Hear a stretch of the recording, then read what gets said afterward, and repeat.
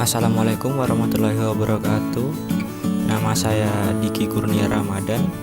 Saya dari jurusan Teknologi Informasi, Program Studi Teknik Informatika angkatan 2019. Di sini saya akan mempresentasikan proyek ALIS yang sudah saya buat, dan saya akan menjelaskan cara untuk bagaimana membuat if, decision, dan membuat looping, dan juga membuat cara bagaimana membuat inheritance, menjelaskan inheritance itu apa.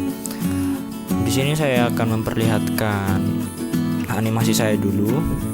Animasi saya ini merupakan tema pendidikan, di mana ada mahasiswa yang sedang melaksanakan kuliah daring, kuliah dari rumah karena sudah dilakukan lockdown, dan juga karena dampak corona kita harus kuliah online lewat rumah.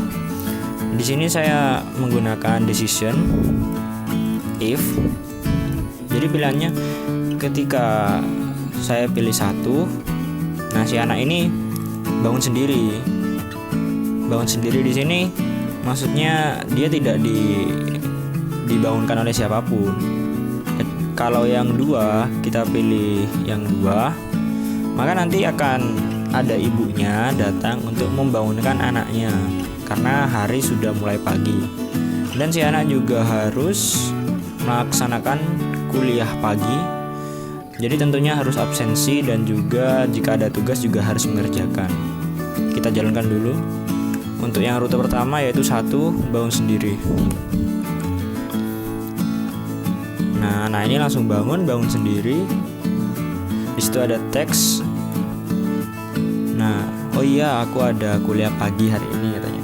Jadi si anak ini berjalan ke komputernya untuk membuka e-learning, untuk melakukan absensi dan mengecek apakah ada tugas atau tidak.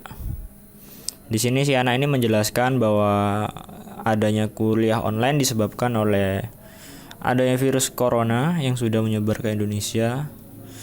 Jadi seluruh kampus memang sudah meliburkan mahasiswanya, jadi harus melakukan kuliah online di rumah masing-masing. Di sini percakapan antara ibu dan anak.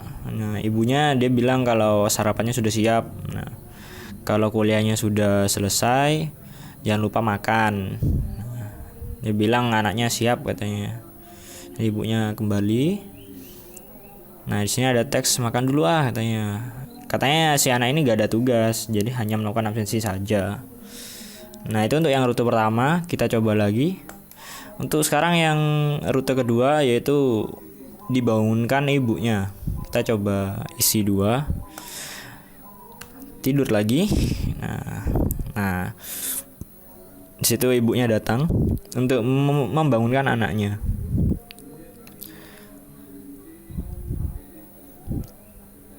Nah, ayo bangun, hari sudah pagi, kata ibunya. Nah, si anak ini bangun. Iya sudah, katanya. Si ibu ini katanya mau masak dulu.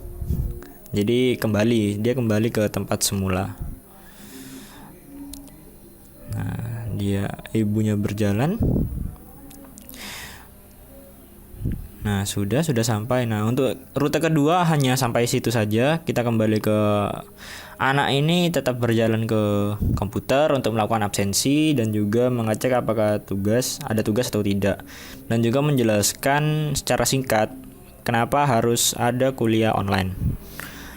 Balik lagi seperti yang tadi, menjelaskan, lalu ibunya tadi datang untuk menginformasikan bahwa makanannya sudah siap. Jadi kalau mungkin kegiatan atau perkuliahannya sudah selesai, langsung makan. Ibunya menyuruh anaknya untuk langsung makan karena makanan sudah siap. Kalau sudah kuliah daring, katanya, jangan lupa sarapan. Nah, siap katanya. Nah, si ibunya balik. Nah, selesai waktu itu. Nah, makan dulu katanya. Nah, itu saja untuk animasi saya. Sekarang kita pindah ke barisan perintahnya ya, barisan perintahnya. Di sini saya menggunakan if tentunya. Ini if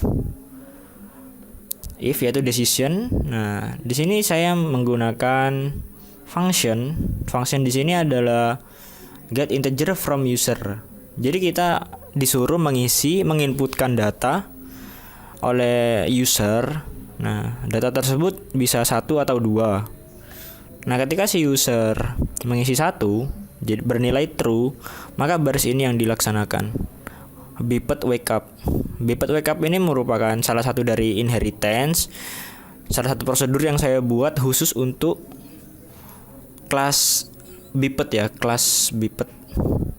Jadi bisa digunakan oleh ibunya atau anaknya. Nah, di sini karena biped wake up ini yang artinya bangun tidur, jadi kita gunakan untuk yang si anak kecil, si anak remaja itu tadi ya. This teen person. Nah ini ada 2 ini, kita bisa gunakan di adult atau teen. Selanjutnya else juga sama, ketika si user mengisi 2 atau 3 atau 4, nah nanti larinya kita ke else. This kamera, nah ini. Nah di sini saya menggunakan count, yaitu looping sebanyak 8 kali. This adult person biped walk cycle katanya. Nah, di sini saya menggunakan count up pada jumlah langkahnya ya, langkah dari prosedur jalan walk. Nah, biped walk ini. Nah, banyak count up-nya ini mempengaruhi jauh atau pendeknya si anak atau ibu tadi berjalan. Misal kita isi 8, berarti ya jaraknya sama seperti di video tadi. Jika kita kurangi ini atau tambah ini, maka jarak jalannya akan lebih jauh atau akan lebih dekat. Nah, ini biped walk stop. Setelah if dan juga count, kita juga sudah ada inheritance di sini. Saya juga menggunakan inheritance. Nah, untuk cara membuatnya, if itu sangat mudah sekali.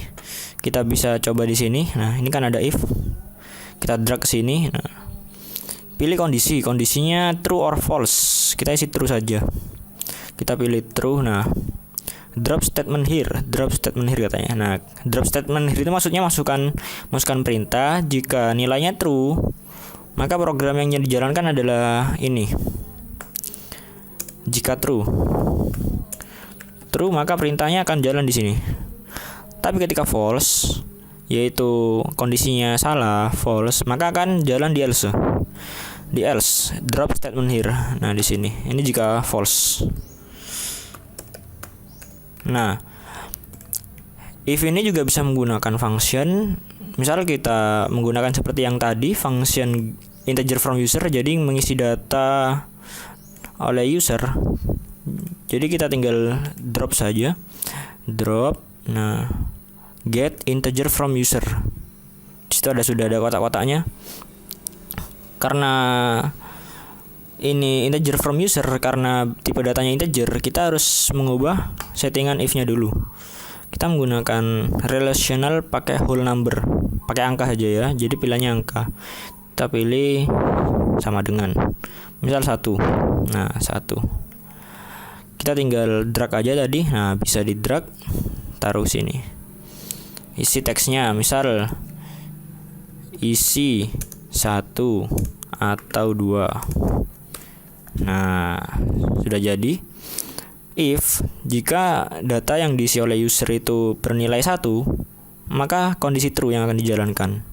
Selain 1, jika user mengisi selain 1, maka akan dijalankan di else perintahnya. Nah, itu untuk if. Untuk looping juga mudah sekali, kita bisa menggunakan ini count. Nah, kita bisa isi 1, 2, 3 lebih juga tidak apa-apa. Misal kita isi 2. Drop statement here. Nah, drop statement here itu program yang ada di dalam count up to ini nanti akan diulang sesuai dengan jumlah loopingnya.